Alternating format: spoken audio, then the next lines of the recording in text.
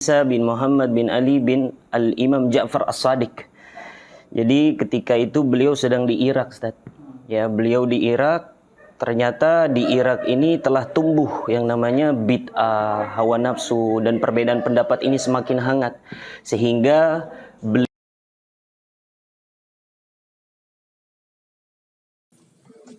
Bismillahirrahmanirrahim. Assalamualaikum warahmatullahi wabarakatuh. Hamdan wa syukran lillah. Salatu wassalamu ala rasulillah Sayyidina wa maulana Muhammad ibn Abdillah. La hawla wa la quwata illa billah ma ba'd. Alhamdulillah pada malam hari ini kita bisa berkumpul kembali. Meskipun malam Sabtu kemarin agak terpending ya, karena suatu hal. Alhamdulillah wa syukurillah pada malam hari ini kita bisa berkumpul bersama dalam rangka taklim sekaligus diskusi bersama para pemuda-pemuda dari Kampung Rawa Sentul dan sekitar di tempat Pondok Pesantren Rodotul Quran. Malam ini kita akan diskusi mengenai kehidupan para remaja, kemudian sambil kita nanti tanya jawab, diskusi. Insyaallah malam hari ini saya ditemani oleh Ustadz Afan. Insyaallah nanti kita bareng-bareng diskusi. Mudah-mudahan pertemuan pada malam hari ini mendapat ridho dari Allah Subhanahu wa taala. Insyaallah setelah pulang dari sini paling tidak membawa ilmu dan bisa kita amalkan, dan mudah-mudahan senantiasa mendapat ridho dari Allah Subhanahu wa taala. Jadi pemuda tersebut adalah satu generasi untuk melanjutkan perjuangan. Kalau dalam satu negara generasi pemudanya agak kurang respon, itu bisa membahayakan. Artinya membahayakan kehidupan yang selanjutnya. Karena memang estafet tongkat perjuangan itu kan memang nanti yang tua akan semakin habis, dilanjutkan kepada yang muda. Nah, kita inilah sebagai generasi penerus yang sekarang wajib untuk kita meneruskan. Artinya harus regenerasi dari sekarang. Makanya memang di pesantren kita sendiri saya lebih fokus ke arah anak-anak, terus kemudian ke arah kepemudanya, Ustaz. Jadi biar ada generasi selanjutnya nanti setelah kita tidak ada, mereka sudah settle, mereka sudah siap. Oleh karena itu memang sudah menjadi tugas kita sebagai seorang muslim untuk terus mengawal para pemuda-pemuda, wabil khusus di wilayah sekitar kita. Insya Allah mungkin dengan kita berbagi pengalaman, berbagi ilmu, sharing segala macam, ini bisa membawa kemanfaatan untuk orang banyak. Seperti itu. Mungkin awalan dari saya seperti itu. Silahkan mungkin dari teman-teman kalau ada yang mau didiskusikan atau ditanyakan. Insya Allah nanti kita akan jawab. Saya bersama Ustadz Afan. Silakan.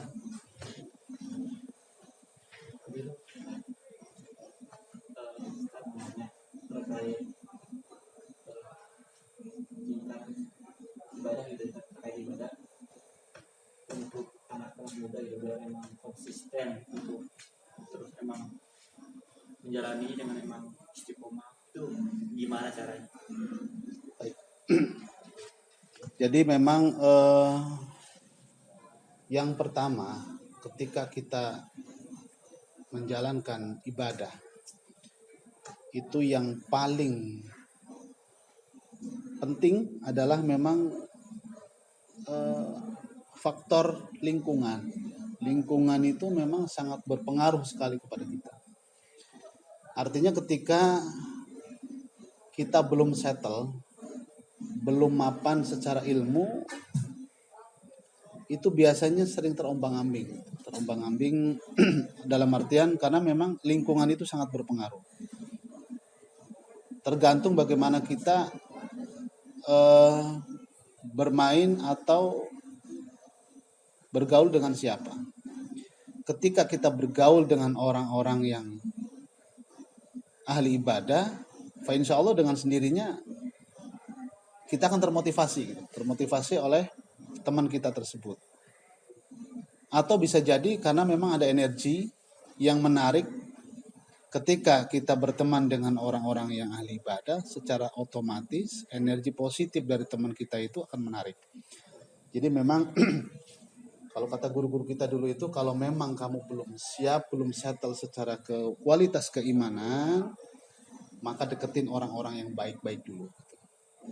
Ketika sudah dekat dengan orang-orang baik, maka secara otomatis itu akan mengikuti. Terus kemudian yang kedua, keistiqomahan itu butuh perjuangan yang sangat luar biasa. Artinya iman itu kan yazid wa yanqus gitu ya Ustaz. Iman itu kadang naik, kadang turun.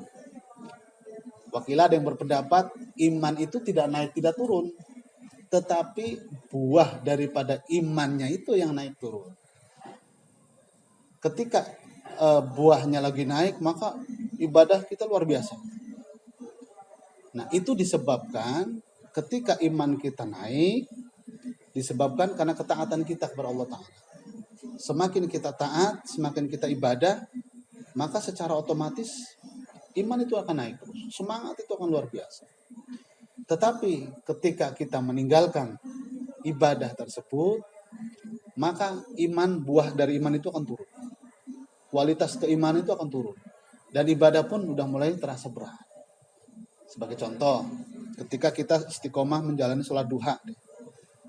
Makanya yang diperintahkan itu bukan berapa banyak yang kita melakukan ibadah, tetapi keistiqomahan.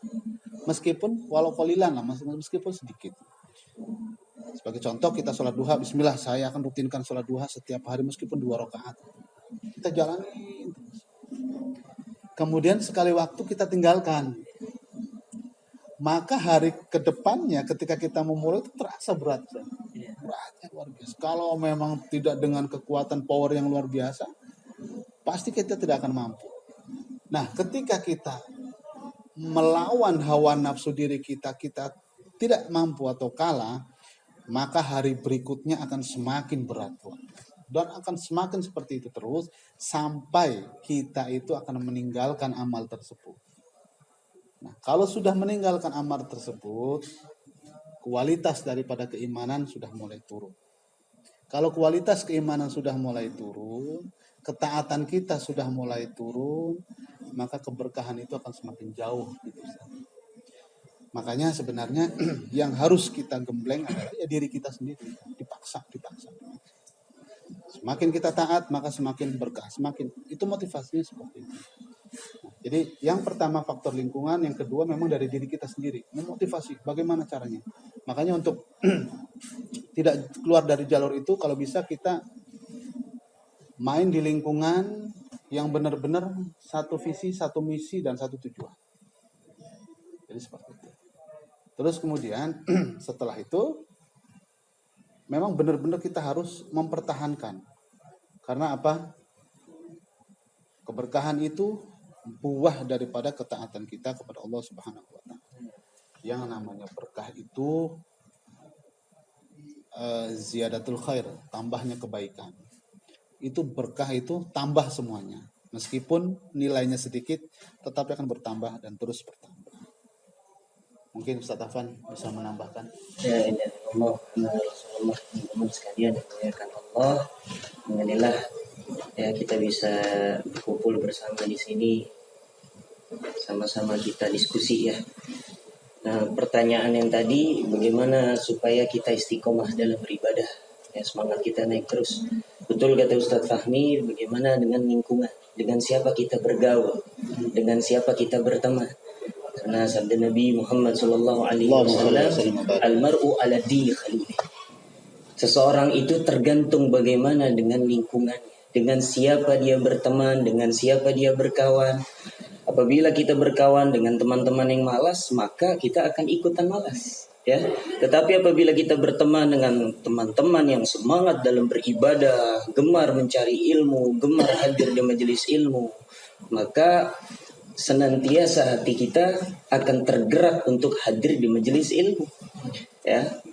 Berusaha untuk hadir di majelis ilmu, berkumpul dengan orang-orang saleh meskipun kita bukan orang-orang saleh. Tetapi kita apabila berkumpul dengan orang saleh, maka Allah akan jadikan kita orang saleh. Ya, maka berkata Imam Hasan Al-Basri, "Istaghfiru min asdiqa'is salihin, fa inna lakum syafa'ah yaumal qiyamah." Perbanyaklah kalian berteman dengan orang-orang saleh, karena nanti di hari kiamat mereka akan datang memberikan syafaat kepada kita. Allah. La ilaha illallah. Teman-teman, persahabatan kita di dunia ini, semua persahabatan yang dibina di dunia ini akan hancur dan punah, kecuali persahabatan yang dibina atas dasar takwa kepada Allah Subhanahu wa ta'ala. Kelak di akhirat kita akan bersama teman-teman kita yang dibina di dunianya ini, persahabatannya, berkumpulnya ini atas dasar takwa kepada Allah Subhanahu wa ta'ala. Karena itu menjadi faktor kita, ya, merubah tabiat kita, merubah pergaulan kita, sehingga kita yang tadinya malas dalam beribadah, melihat teman-teman kita beribadah semua, kita gengsi, ya, kita gengsi. Wah, antum sholat, dia sholat, kok saya sendiri nggak sholat? Nah, karena faktor pergaulan dan berkumpul bersama teman-teman yang baik tadi, akhirnya tidak mau pasti hati kita akan tergerak untuk hadir bersama mereka. Maka teman-teman yang dimuliakan Allah Subhanahu wa ta'ala, itu yang pertama, bagaimana kita berteman, ya, betul. Ya. Kemudian kedua, hadir di majelis ilmu. Sesibuk apapun kita, ya, kita hadir di majelis ilmu, sempatkan hadir di majelis ilmu. Meskipun seminggu sekali, ya, meskipun seminggu 2 kali, ataupun meskipun bisanya 2 minggu sekali. Yang paling penting jangan sampai kita meninggalkan majelis orang-orang saleh. Karena majelis orang-orang saleh inilah yang akan meningkatkan keimanan kita, menyadarkan kita, menumbuhkan semangat kita untuk tetap beribadah kepada Allah, istiqomah di jalan Allah Subhanahu wa ta'ala. Dan kita harus tahu bagaimana fadilah-fadilahnya, keutamaan-keutamaan orang yang duduk di majelis ilmu, ya. Karena pada hakikatnya kita duduk di majelis ilmu ini untuk memerangi kebodohan yang ada di dalam diri kita. Ya teman-teman, kalau teman-teman nggak mau duduk di majelis ilmu, bagaimana kita ingin tahu? Ya, bagaimana kita ingin semangat dalam beribadah? Bagaimana kita ingin mengenal Allah Subhanahu wa ta'ala? Jika kita ingin menyembah Allah, kita harus tahu siapa Allah, siapa Tuhan kita, bagaimana sifat-sifat Allah. Ya, tentunya kita harus hadir di majelis yang mana di situ dibicarakan tentang keagungan Allah Subhanahu wa ta'ala. Cukuplah di dalam ayat Allah, syahidallahu annahu la ilaha illahu wal malaikatahu wa ulul ilmi qa'iman bil qist. Jadi Allah sudah memuji, yang pertama Allah puji dirinya sendiri, yang kedua Allah puji para malaikatnya, dan yang ketiga Allah puji bagi siapa yang hadir di majelis ilmu, yang cinta akan ilmu. Ya, kita untuk memerangi kebodohan itu, maka dengan hadir di majelis ilmu, itu pujian yang sudah yakfi, kafa atau cukup, kita mendapatkan pujian dari Allah Subhanahu wa ta'ala. Maka Allah akan memandang kita dengan pandangan rahmat. Wa man nadharallahu ila 'abdihi bi aini rahmah lam yu'adzibhu abadan. Apabila seorang hamba telah dipandang dengan pandangan rahmat oleh Allah, maka lam yu'adzibhu abadan, dia tidak akan pernah diazab selama-lamanya. Ya, jadi pandangan rahmat Allah inilah, ya, bisa kita raih ketika kita duduk bersama orang-orang saleh. La ilaha illallah. Jadi teman-teman harus memiliki waktu, ya. Sesibuk apapun kita, jangan jadikan dunia kita ini adalah prioritas kita, tapi jadikanlah akhirat ini prioritas kita, maka dunia pun akan mengikuti kita. Ya, betul Ustaz ya. Dunia akan mengikuti kita.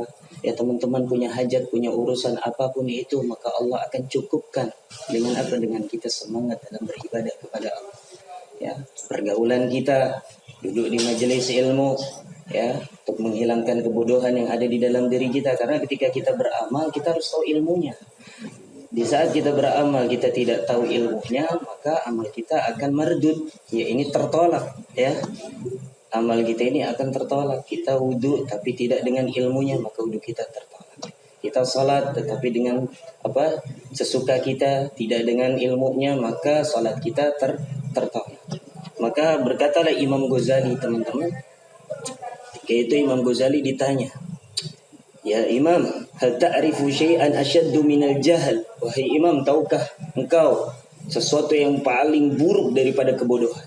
Naam, kata Imam Ghazali, iya. Al-jahlu bil jahli.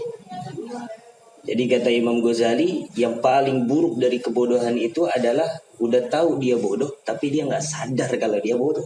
Betul. Nah, Mengerikan sekali. teman-teman. Maka kalau kita sadar kita ini masih bodoh, kita ini masih butuh banyak belajar ya, maka kita hadir di majelis ulama.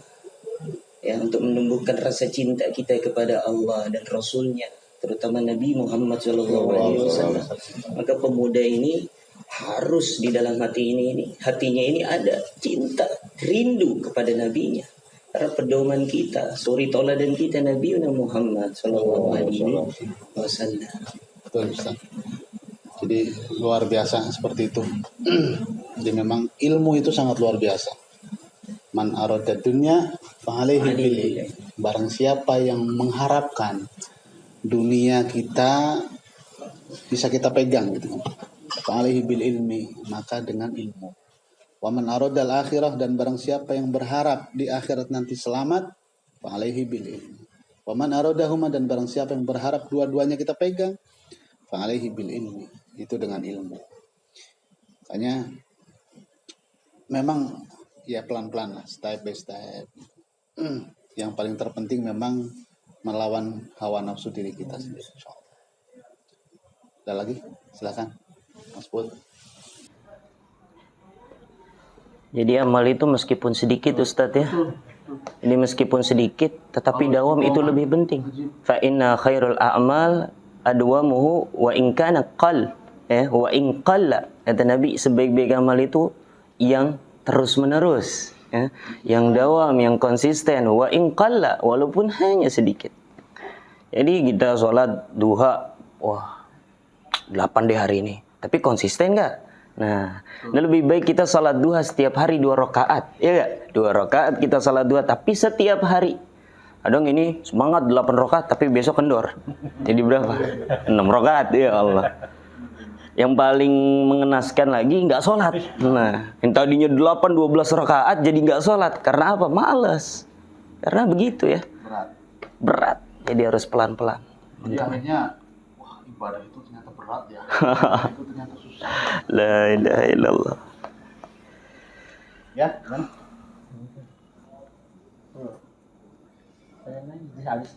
Kalau kita diskusi santai sambil diminum kopinya, kopi teh ya, tehnya, Allah, la ilaha illallah. Mau nanya Pak Ustaz, mungkin kan terkait tadi kan udah disebutin semua gitu.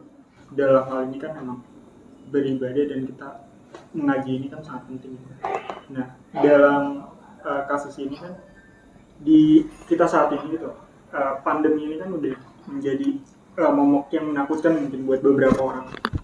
Nah, mungkin bagaimana gitu caranya gitu di saat-saat seperti ini itu kita malah gimana? Semangat. Iya, semangat lagi. Karena kan datang ke sana ke sini, entah kitanya yang takut atau orang lain yang takut gitu. Nah, itu sih yang meyakinkan kita bahwa oh ini aman nih buat kita beribadah di sini dan kita tidak takut lagi gitu dengan ya pandemi sekarang. Itu aja. Ya. Memang kita memang saat ini kan lagi dihadapkan dengan pandemi yang global ya. Tidak bisa kita pungkiri memang ini menyeluruh ya ke seluruh dunia. Tetapi bukan berarti ini suatu alasan untuk diri kita tidak taklim, kemudian tidak ibadah ataupun tidak bisa melakukan aktivitas yang lainnya. Yang terpenting begini, kalau saya secara pribadi begini, ketika awal pandemi ini muncul pun, saya percaya Ustaz bahwa ini virus ada.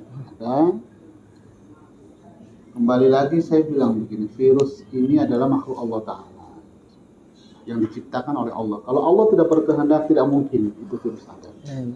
Yang kedua, virus tidak bisa terlihat. Itu harus pakai alat yang sangat luar biasa, itu mikroskop yang harus kecil banget. Yang penting secara ikhtiar lahiriah kita sudah maksimal, artinya jaga daya tahan tubuh kita, badan biar fit, pakai prokes segala macam. Dan sekarang kan sudah ketahuan lah ya, mana zona hijau, mana zona merah, mana zona hitam. Terus kemudian yang selanjutnya adalah kita pun kan sekarang sudah canggih ya, luar biasa, artinya sudah ada di alam yang digital ini kita bisa maksimal, artinya dua puasa kemarin pun saya pasaran Kitab Kuning itu dari kampung. Memang dari dulu kalau puasa itu memang saya selalu rutinkan, kalau bisa pulang saya pulang untuk ikut pasaran. Tapi karena pandemi seperti ini, alhamdulillah di pondok pesantren di Brebes itu memang beliau baca kitab kemarin itu Tafsir Munir sama Seterga kalau lupa saya. Itu dari hari pertama puasa setiap ba'da asar dari jam 4 sampai jam 5. Full saya ikutin sampai hatam itu kitab. Oh. Ya artinya semua kembali lagi ke dalam diri kita. Ketika kita tetap pengen taklim, pengen nuntut ilmu, pasti ada jalan. Dan sekarang pun kan setiap pondok-pondok pesantren kan sudah ada pada bikin, ada yang podcast, ada yang macam-macam lah. Ya, insya Allah dengan kita maksimal, terus kemudian tetap kita tidak menyepelekan protokol kesehatan, saya pikir insya Allah aman. Insya Allah. Apalagi yang sekarang sudah vaksin sudah kemana-mana ya. Kembali lagi dalam diri kita. Jadi jangan, memang iblis itu pinternya luar biasa Ustaz. Iya Allah. Dia itu mencari celah bagaimana caranya untuk orang itu, mencari celah bagaimana caranya untuk membuat orang untuk malas beribadah, untuk meskipun kadang tidak semuanya itu salah iblis, kadang memang timbul dari hawa nafsu kita. Ya seperti itu. Jadi jangan sampai pandemi seperti ini kita terlena dengan hal-hal yang kurang efektif atau banyak menyia-nyiakan waktu. Justru kalau menurut saya ini sangat rugi sekali gitu. Karena mohon maaf, ada satu kelompok yang justru memanfaatkan pandemi ini dengan daring seperti ini digital sangat luar biasa. Apalagi zaman-zaman digital kan, cryptocurrency-nya luar biasa ini. Jangan sampai kita kalah lah sama mereka orang-orang begitu. Itu sih mungkin. Ya. Tambahan, Ustaz. Ya teman-teman, memang dikembalikan lagi kepada niat kita, kuatkan lagi niat kita. Ya, di masa pandemi ini seharusnya kita semakin semangat. Karena musibah ini adalah teguran dari Allah Subhanahu wa taala. Mungkin kita kurang taat sama Allah. Mungkin kita kurang semangat dalam belajar, ya. Jadi musibah ini tidak dijadikan sebagai kendala. Hanya orang-orang yang bodoh dan tidak berakal lah yang menjadikan musibah ini sebagai alat buat dia untuk libur dalam beribadah ataupun libur dalam mencari ilmu. Ya, kalau kita lihat bagaimana para ulama-ulama terdahulu, ya tidak ada zaman yang enak seperti kita ini, nggak ada AC ya. Kalau belajar itu harus jalan, nggak ada mobil sama sekali, panas-panasan, ya, tidak ada lampu, tidak ada kipas. Tapi mereka tidak menjadikan halangan itu untuk mereka dalam mengejar ridha Allah, mencari ilmunya Allah Subhanahu wa taala. Jadi kembalikan kepada niat kita teman-teman ya. Karena insya Allah ketika niat kita baik, maka Allah akan tunjukkan jalan tadi ya. Ya meskipun dari daring, yang paling terpenting itu bukan hadirnya jasad, tetapi hadirnya hati, al-qulub, hati kita. Ya, meskipun kamu hadir di majelis ilmu tapi hati kamu tidak hadir, maka sayang sekali gitu. Merugi karena hatimu ini tidak hadir, hanya jasadmu. Karena al-qalb nazar mahallun nazar Rabb. Di hati itu adalah tempat di mana Allah Subhanahu wa taala melihat kita. Dihadirkan di dalam hati kita meskipun kita tidak bisa hadir atau ada protokol ya Ustaz ya, ada peraturan-peraturan tidak bisa hadir di salah satu tempat majelis, tidak boleh buat majelis misalkan ya. Biasa kita hadir di majelis ini tapi karena lagi pandemi seperti ini ditutup atau diliburkan, tidak menjadi alasan buat kita untuk libur dalam mengaji ya.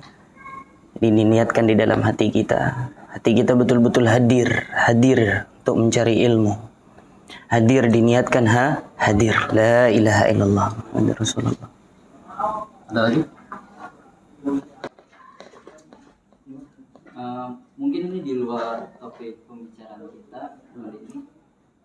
Saya ingin bertanya Ustaz, ketika kita di suatu tempat atau suatu wilayah kita sedang kebelat untuk buang air besar, kan ada istilah dari orang tua itu ketika ada WC membelakangi kiblat itu kan tidak diperbolehkan.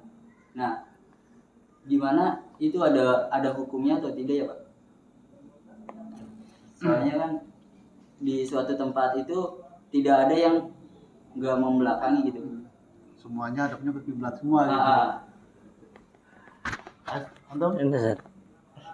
Antum dulu Ini yang Memang menambahkan. yang paling terpenting memang ada satir ya, ada penutup gitu.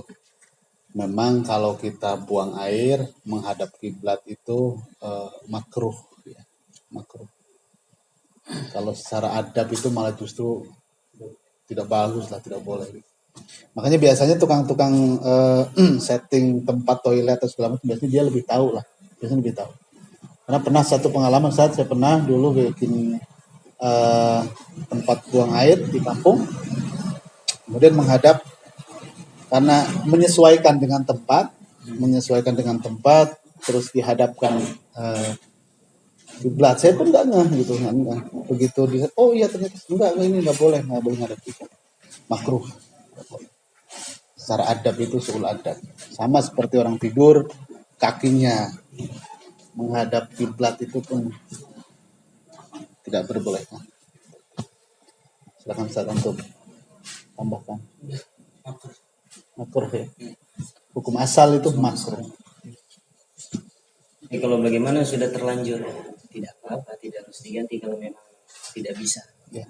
Makruh itu sesuatu yang lebih baik ditinggalkan. Ya, Atau bisa lah kita geser, hadapnya geser aja gitu, meskipun itu tempatnya hadapnya ke kiblat, kita geser aja membelakangi. Gampang nanti setelah nanti mau kita bersuci atau cebok, kita pindah. Tapi biasanya itu kalau kamar mandi itu dia di dalam Ustaz ya, maksudnya ada satirnya ya. Iya, memang biasanya seperti itu, ada satir.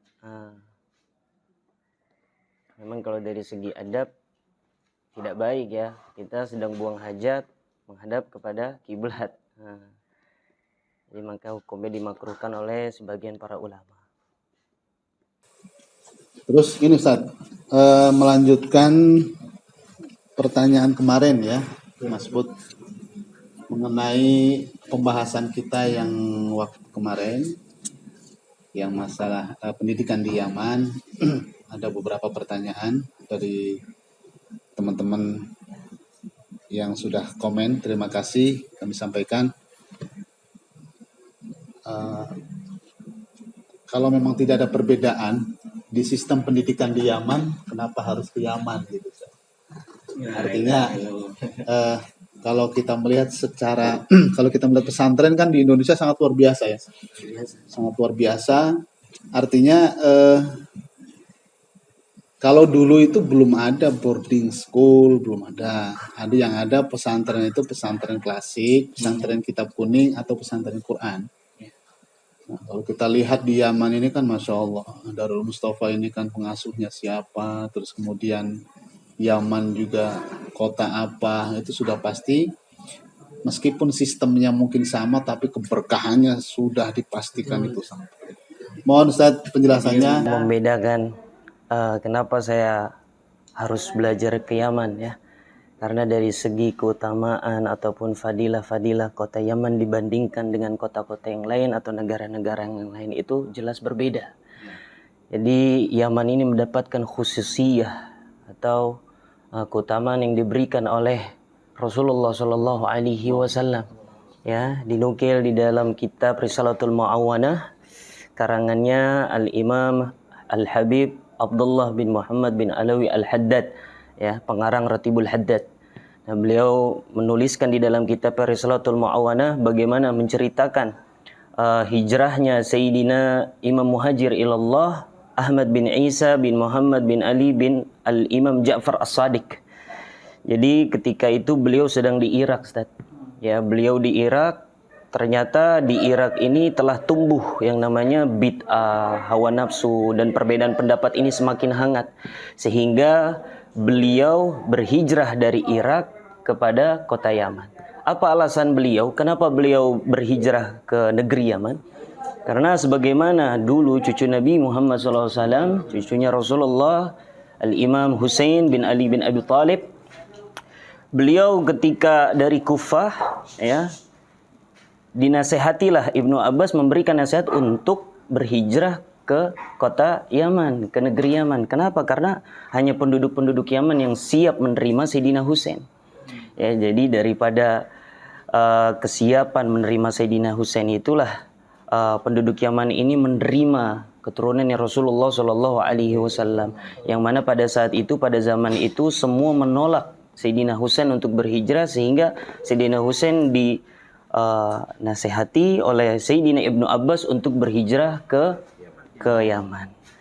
Nah, ini adalah salah satu faktor keutamaan karena penduduk Yaman ini mau menerima daripada keturunannya Rasulullah Sallallahu Alaihi Wasallam. Bagaimana tidak Allah memberkahi, ya kan? Pasti Allah akan memberkahi siapa yang mencintai daripada keturunannya Rasulullah Sallallahu Alaihi Wasallam. Kemudian yang kedua, terkandung di dalam Al-Quran maupun hadis Nabi, ya, di dalam surat Al-Maidah ayat 54, ya ayyuhalladzina amanu may yartadda minkum an dinihi fasawfa yu'tillahu biqaumin yuhibbuhum wa yuhibbuna adillatin 'alal mu'minina a'izzatin 'alal kafirina yujahiduna fi sabilillahi wa la yakhafuna lawmata la'im dzalika fadlullahi yu'ti man yasha wallahu wasi'un alim. Dari Jarir radhiyallahu an, ketika itu Rasulullah ditanya, wahai Rasulullah, siapa yang dimaksud dari ayat tersebut ya Rasulullah? Mereka adalah penduduk Yaman. Kenapa? Kita lihat artinya, ya ayyuhalladzina amanu, wahai orang-orang yang beriman, siapa di antara kalian yang murtad keluar dari agama kalian, maka kelak Allah akan memberikan atau mengirim kepada kalian suatu kaum yang mana Allah mencintai mereka dan mereka mencintai Allah, berlemah lembut kepada orang-orang mukmin, wa izzatin 'alal kafirin, bersifat keras kepada orang-orang kafir, yujahiduna fi sabilillah, mereka berjihad di jalan Allah, wala yakhafuna laumata laim, dan mereka tidak takut akan hinaan ataupun cacian. Ya, jadi orang-orang Yaman ini sudah mendapatkan khususiat dari Nabi Muhammad sallallahu alaihi wasallam. Ditanya, wahai Rasulullah, siapa mereka? Mereka adalah penduduk Yaman. Wahai Abu Musa, merekalah kaum. Ya. Kemudian tidak hanya itu, di dalam Quran surat An-Nasr ayat 2, wa ra'aitan nasa yadkhuluna fi dinillahi afwaja, maka engkau akan melihat bagaimana para manusia-manusia itu berbondong-bondong masuk ke dalam agamanya Allah Subhanahu wa taala. Ya, berkata Zaidina Hasan Sadiq Khan, dinukil dari tafsirnya dari Ikrimah dan Muqatil, manusia yang dimaksud ayat-ayat tersebut adalah penduduk Yaman. Karena pada saat itu penduduk Yaman menghampiri berbondong-bondong kepada Rasulullah SAW untuk menyatakan keislamannya tanpa berperang. Jadi kalau Rasulullah ingin mengirim para sahabatnya itu dengan cara ada peperangan ataupun perdamaian, ya, jihad ataupun tidak, maka penduduk Yaman sama sekali tidak ada peperangan dan mereka langsung menerima ajaran yang dibawa oleh Nabi Muhammad sallallahu alaihi wasallam. Ya, maka dari itu Rasulullah SAW ketika mendengar penduduk Yaman, mereka datang berbondong-bondong 700 orang kepada Rasulullah untuk menyatakan siap menjadi orang mukmin, maka Rasulullah bertakbir, Allahu Akbar, Allahu Akbar. Sesungguhnya kemenangan telah datang. Allah Subhanahu wa taala telah mendatangkan penduduk Yaman. Kemudian Nabi SAW bersujud syukur karena saking senangnya ya, saking bersyukurnya atas penduduk Yaman. Jadi keutamaan-keutamaannya tidak hanya itu juga. Dari situlah Nabi SAW bersabda, "Atakum ahlul Yaman, hum arakun afidatan wa alyana quluban." Telah datang kepada kalian ahlul Yaman, penduduk Yaman yang mana peranginya baik, lembut hatinya. Al-iman Yaman, wal hikmah Yamaniyah. Iman itu ada pada penduduk Yaman dan hikmah juga ada pada penduduk Yaman. Maka bagaimana saya pergi ke Yaman? Karena saya tidak menemukan sesuatu yang ada di Indonesia kecuali ada di Yaman. Karena khususiat-khususiat yang telah Nabi SAW berikan kepada penduduk Yaman. Maka diriwayatkan dari Sayyidina Abu Dzar, Ustaz, itu Rasulullah SAW pernah bersabda, apabila terjadi fitnah maka pergilah ke Yaman karena di sana ada keberkahan. Nah, jadi untuk belajar adab ya, lebih baik kita langsung kepada asal muasalnya ya. Maka kelak nanti di akhirat tidak ada yang boleh meminum telaga Al-Kautsar kecuali ahlul Yaman terlebih dahulu, baru penduduk-penduduk yang lainnya. Nah, jadi ahlul Yaman ini semoga kita semua yang di sini bisa berangkat ke Yaman. Kali ditanya ahlul Yaman ini siapa? Wahai Habib, ahlul Yaman ini apakah yang tinggal dan lahir di sana? Tidak, yang pernah menginjakan kakinya di Yaman meskipun cuma sedetik ataupun semenit. La ilaha illallah. Semoga kita termasuk menjadi ahlul Yaman. Jadi keberkahannya ini yang tidak ada di Indonesia ya, Ustaz, Masya Allah. Terus kemudian ada satu pertanyaan lagi, Ustaz. Kalau yang tidak punya biaya, apakah di sana itu ada beasiswa atau kayak semacam itu, Ustaz? Setahu antum. Kalau untuk dari Darul Mustafa itu belum ada setiap program beasiswa khusus untuk pergi di sana atau belajar di sana. Tetapi mungkin dilihat daripada karakter si anaknya ini, bagaimana dia serius dalam mencari ilmu, dalam belajar di Yaman, ataupun dilihat dari nilai-nilai ketika daurah. Ya, ketika daurah dilihat nilainya ini mumtaz sempurna, tapi ada kendala. Kenapa? Tidak bisa berangkat karena tidak ada biaya. Maka insya Allah dari pihak Darul Mustafa akan siap membantu. Ya, siap membantu gimana biaya keberangkatannya ke Darul Mustafa ataupun biaya pembelajaran di sana, kehidupan sehari-hari di sana. Karena di sana pun di Darul Mustafa itu selalu setiap minggunya bagi santri atau murid-murid yang tidak mampu akan diberikan rotib gitu. Jadi diberi fulus, diberi uang untuk beli jajan. Biasanya sebesar 4.000 real. 4.000 real Yaman. Berarti secara umum ya, itu memang dari Darul Mustafa belum ada ya, Ustaz ya. Tapi itu kembali lagi kepada kebijakan mungkin dari Habibnya atau mungkin dari perwakilan Indonesia. Dari tim manajemen Darul Mustafa sendiri akan membantu bagi para murid-murid yang tidak mampu gitu ya. Baik, insya Allah kita akan lanjutkan kembali di pekan depan. Mudah-mudahan pertemuan kita malam hari ini mendapat ridho dari Allah Subhanahu wa taala. Semangat terus untuk mengkaji dan terus mengaji, berdakwah untuk Allah Subhanahu wa taala. Assalamualaikum warahmatullahi wabarakatuh.